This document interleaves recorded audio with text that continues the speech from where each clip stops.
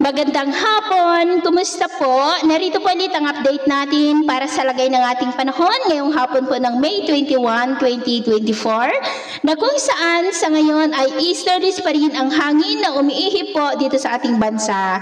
At sa susunod po na mga araw, next week or 2 weeks from now, ay posibleng tutungo na po tayo ng transition period ng habagat season, tag-ulan season. Habagat po ay yung hangin na nanggagaling po dyan sa baba na pinaka-apektado po ang kanlurang bahagi ng ating bansa kung iiral na po ang habagat.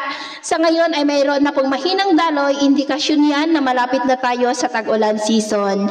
Habang ang LPA pa rin sa labas ng ating area of responsibility ay nagbabanta na napapasok sa susunod na mga oras at hindi pa rin po inaalis ang posibilidad na lalakas yan pagkapasok po dito sa ating area of responsibility at ito nga pinapakita ng forecast model natin pong ginagamit hanggang po sa susunod na 2 linggo. At sa lagay ng ating panahon, ngayong hapon ay maulap pa rin ang kalangitan na may mga pulupulong pagulan, pagkulog at pagkidlat sa ilang bahagi ng Cordillera, Ilocos Region, ilang bahagi ng Cagayan, ilang bahagi ng Pangasinan, Zambales, Bataan, Nasugbu, Cavite, Mindoro Provinces, Camarines Provinces, Northern Palawan, ilang bahagi ng Leyte, Southern Samar, Sulu Archipelago, Zamboanga Peninsula, Northern Mindanao, ilang bahagi ng Caraga, Davao Region at Sorsogon. At mamayang gabi, posible pa rin ang mga isolated rain sa ilang bahagi ng Northern Luzon, Central Luzon, Camarines Norte, Iloilo, Bacolod, Zamboanga Peninsula, Northern Mindanao, Sorsogon, Butuan at Davao Region. Kaya ingat po tayo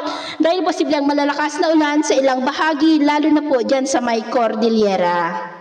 At sa atin naman pong mga baybayin, wala naman po tayong nakataas na namang gale warning signals, pero bayong pag-iingat lamang po kung papalaot tayo para mas makaiwas sa mga sakunang pangkaragatan.